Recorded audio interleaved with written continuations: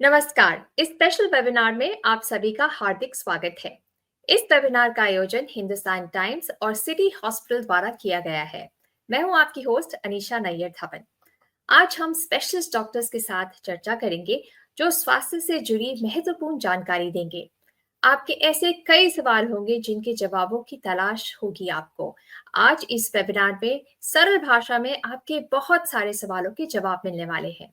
हमारे साथ है डॉक्टर अर्पित अग्रवाल, कार्डियोलॉजिस्ट, जो दिल की बीमारियों और उनके समाधान के बारे में बात करेंगे। डॉक्टर अर्पित, बढ़ती उम्र में हृदय संबंधी समस्या होने की क्या रिस्क है?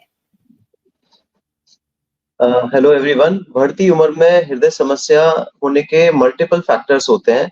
एज अपने आप में एक फैक्टर है और जैसे जैसे हमारी एज बढ़ती है तो बॉडी का रिपेयर मैकेनिज्म खराब होता है। एंड एज यू नो के with ageing blood pressure, diabetes, high level of cholesterol, stress, ये सब चीजें आती जाती हैं। और आजकल जो लाइफस्टाइल चली रहा है लोगों को, smoking, alcohol, this also increases as we grow up from our adulthood, to more than 50 years of age. So uncontrolled diabetes, uncontrolled blood pressure, uncontrolled stress factor, not able to exercise and eating unhealthy food, this is one of the main reasons that heart problems are increasing in our daily routine life. तो doctor अर्पित, ऐसे कौन से test हैं जिनको कोई run कर सकता है ताकि वो प्रोएक्टिवली अपने दिल के हेल्थ के बारे में पता कर सके? So after the age of 40, I think echo and a treadmill test. Echo एक बहुत ही छोटा अल्ट्रासाउंड होता है हार्ट का, जो कि 5 मिनट्स में परफॉर्म हो सकता है। And treadmill test is running on the treadmill, at the same time हम ईसीजी लगातार मॉनिटर करते हैं। तो ये दो टेस्ट अगर नॉर्मल है तो हम एक पेशेंट को कॉन्फिडेंटली कह सकते हैं कि हार्ट की प्रॉब्लम उसको नहीं है, और अगर है भी तो इतनी ज्यादा नहीं है कि उसको डरने की जरूरत रहे। तो after the age of 40, every 3 years में ये चेकअप हमें कराते रहने चाहिए। और अगर आपको डायबिटीज, ब्लड प्रेशर या हाई लेवल ऑफ कोलेस्ट्रॉल है, then every year you should go for echo and treadmill test. And अपने सिम्टम्स को नजरअंदाज नहीं करना चाहिए। अगर आपको लगता है कि चलने फिरने में आपकी असामान्य तरीके से सांस फूलती है, छाती में भारीपन होता है, जल्दी थक जाते हैं, तो एक कार्डियोलॉजिस्ट को जरूर कंसल्ट करें। और ये कम उम्र के लोग के साथ भी हो सकता है कि सिर्फ आफ्टर 40 अगर ऐसे कोई लक्षण हो कि ब्रेथलेसनेस है चलते हुए, सिर्फ तभी डॉक्टर को मिलना चाहिए? नहीं, ये कम उम्र के साथ भी लोगों को हो सकता है, पर कम उम्र के संग हम देखते हैं कि चलने फिरने में सांस फूलना या चलने फिरने में छाती में भारीपन होना, ये सिम्टम्स कम होते हैं। सडन हार्ट अटैक के चांसेस बहुत ज्यादा होते हैं। तो कम उम्र में हार्ट अटैक के चांसेस उन्हीं को होते हैं who are actively involved in bad habits like smoking, alcohol, morbid obesity, असामान्य तरीके से मोटापन, या जिनके परिवार में हार्ट की प्रॉब्लम चली आ रही है, तो वो लोग हाई रिस्क पे रहते हैं। ऐसे लोगों को ये चेकअप कराने में कोई नुकसान नहीं है। और चेकअप आप करा भी लो, लेकिन अगर आप स्मोकिंग, अल्कोहल और ये बुरी आदतें नहीं छोड़ोगे तो you are any time at very high risk for heart attacks. और ब्लड प्रेशर कितना होना चाहिए? क्योंकि ब्लड प्रेशर, पल्स रेट ये सब चीजें ना घर पे भी मॉनिटर हो सकती हैं। Right. So blood pressure, uncontrolled blood pressure definitely heart पे लोड डालता है and it predisposes for heart attack.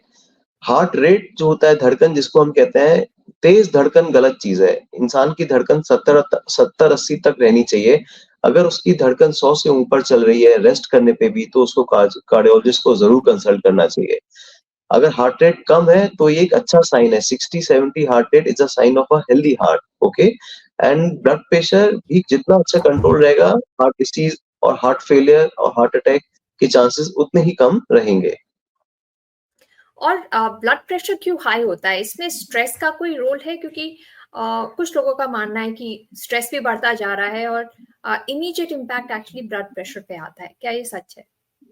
Any sort of stress has direct link with the blood pressure. अगर आप स्ट्रेस में है तो ब्लड प्रेशर का हाई होना बहुत ही स्वाभाविक है, चाहे वो फिजिकल स्ट्रेस हो चाहे वो मेंटल स्ट्रेस हो। तो जो लोग कंटिन्यूअसली मेंटल स्ट्रेस पे रहते हैं, they do have a high tendency of blood pressure. तो स्ट्रेस फैक्टर को रिलीव करना बहुत जरूरी है। Talk to your partner, have a social gatherings, meditation. Stress को रिलीव करना is a very important thing. Mental stress is a very important cause of high blood pressure, and also one of the causes जहाँ medicine बहुत poor respond करती हैं।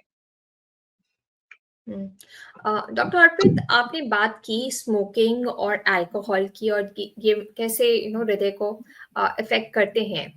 अब और कोई ऐसी बिहेवियर्स हैं या गतिविधियां हैं जिससे लोगों को बचना चाहिए अपने हार्ट को सुरक्षित रखने के लिए?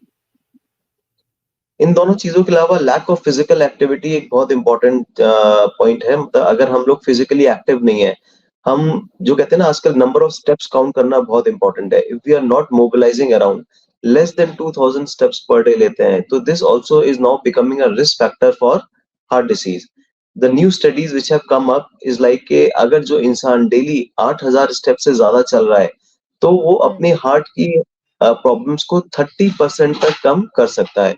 तो जितना आप चलेंगे, जितना आप फिजिकली एक्टिव रहेंगे और उतना ही हार्ट डिसीज आने के चांसेस आपके काफी कम हो जाएंगे। Lack of physical activity is one of the most important factor apart from smoking and alcohol which is contributing to heart diseases. And इसके अलावा जो हम लोग बाहर का खाना, fast food and refined items and reused oil में जो खाना खाते हैं, that is also responsible for free radical formation, and जिससे हमारे बॉडी के अंदर इन्फ्लेमेशन होता है और कोई भी डिसीज, हार्ट, किडनी या स्ट्रोक, खासकर हार्ट डिसीज के चांसेस बढ़ जाते हैं। ठीक है, तो आपको लगता है कि बहुत ज़्यादा बाहर का खाना भी नहीं खाना चाहिए, बट जो आप कह रहे हो कि एक्टिव रहना चाहिए। लोगों को अगर यूजुअली ये बहाना होता है कि हमारे पास समय ही नहीं है, इतने बिज़ी रहते हैं, काम पर जाना होता है, ट्रैवल करना पड़ता है, तब गाड़ी में बैठे रहते हैं, ऑफ़िस में जाते हैं, कंप्यूटर पे बैठे रहते हैं, टाइम कहाँ है एक्टिव रहने का? कोई इसका सॉल्यूशन है क्या? सो फॉर माय पेशेंट्स, जब भी वो मेरे को बोलते हैं तो I give them a very simple advice. There are 24 hours in a day ना, आपको बस 1 घंटे में 5 मिनट चलना है। अगर आप ये रूटीन फॉलो कर लेंगे ना कि 1 घंटे में 5 मिनट चलने की आदत बना लेंगे, तो 24 आवर्स में you will make a habit of moving around by 2 hours. That will रफली इक्वेट टू 12,000 स्टेप्स। ओके, 12,000 नहीं तो कम से कम 8 से 10,000 स्टेप्स भी हम इस फॉर्मूले पे चल पाए, तो ये एक अचीवमेंट है हमारे लिए। और 1 घंटे में 5 मिनट चलना is not a big task for anyone. Okay, और सो इससे थकावट भी नहीं होगी। इससे थकावट भी नहीं होगी, you will feel energetic, you will have a motivation कि हाँ मेरे को अब चलना है। And I think this is the easiest way. Don't go to gym if you don't have time, don't go for long running. Just अपने room में ही, जो रूम आपका मुश्किल से थोड़ा सा 10-5 मीटर का होगा, उसमें ही अगर आप लगातार 5 मिनट चल लेंगे, तो that will also count to your mortality benefit by increasing your step counts. Right. Family history हृदय स्वास्थ्य को कैसे प्रभावित करती है? फैमिली हिस्ट्री का बहुत इंपॉर्टेंट रोल है। अगर आपके ग्रैंडफादर, फादर, मदर या इनडायरेक्ट रिलेशंस में भी हार्ट डिसीज या हार्ट अटैक आ रखा है, so trust me, you are highly risk and highly prone for heart attack. ऐसे पेशेंट्स को अपना कोलेस्ट्रॉल लेवल्स का रेगुलर चेकअप करा के उसको जो एलडीएल लेवल जो हम कहते हैं उसको 70 से कम मेंटेन करना चाहिए। They should to never engage in unhealthy lifestyle like eating outside food and having smoking and drinking as their habits. Regular physical activities रहनी चाहिए और हर ईयर उनको एक कार्डियोलॉजी कंसल्टेशन करके इको एंड ट्रेडमिल टेस्ट कराते रहना चाहिए, जिससे कि अगर ब्लॉकेज बढ़ रहे हो तो उसको हम हार्ट अटैक में तब्दील ना होने दें, उससे पहले ही हम 80-90% ब्लॉकेज को ही हम ट्रीट कर लें। ठीक है। डॉक्टर अर्पित, आपने कोलेस्ट्रॉल के बारे में बोला। कोलेस्ट्रॉल हृदय पे कैसे प्रभावित करता है और ये गुड कोलेस्ट्रॉल, बैड कोलेस्ट्रॉल ये क्या है? मतलब इसका क्या इक्वेशन होता है?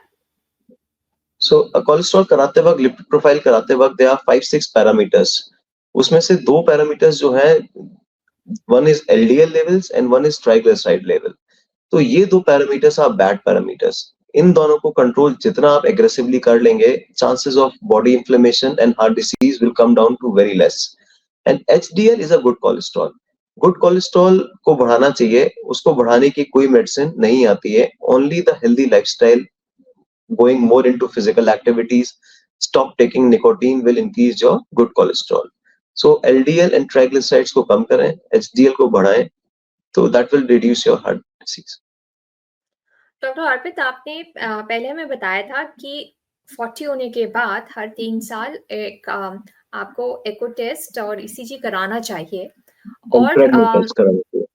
हाँ, और अगर लोगों को लगे कि इसके लिए टाइम नहीं है, तो क्या लिपिड प्रोफाइल काफी है ये चेक करने के लिए कि Lipid, हार्ट हेल्थ क्या है?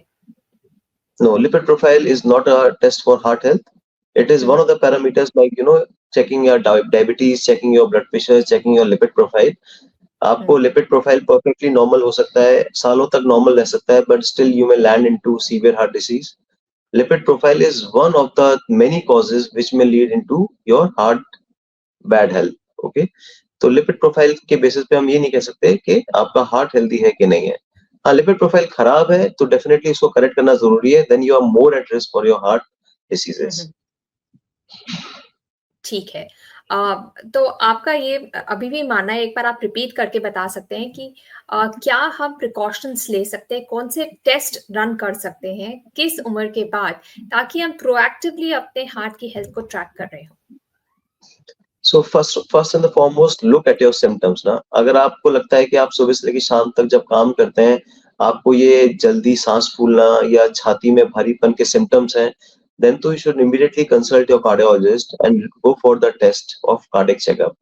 Otherwise, also after the age of 40 years, every 3 to 5 years, go for a routine. Rest assured that we don't have any significant problem. और जिसको डायबिटीज, ब्लड प्रेशर और high risk factors as if smoking, alcohol, ये सारी चीजें, then तो every year we should go for an echo and TMT test to rule out whether के heart disease बढ़ रही है कि नहीं बढ़ रही है. Only two test, echo and treadmill test, will tell us कि वेदर हमारे अंदर हार्ट में ब्लॉकेजेस जैसी कोई खास समस्या है कि नहीं है. अगर इन दोनों टेस्ट में दिक्कत आती है then we need to go for angiography. ठीक है। और आप हम बता सकते हैं एंजियोग्राफी क्या होता है, क्योंकि इसको भी सुन के लोग डर जाते हैं? So angiography is a very safe procedure. It just takes 5 minutes.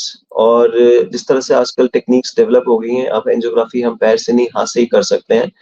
From the puncture to getting the patients out from the cath lab, it just take 5 minutes to perform angiography. और केवल 2 ml का local anaesthetic injection लगता है, patient को बेहोश नहीं करना होता है. We can easily talk with the patient while we are performing this test, and it is safe and it is very informative.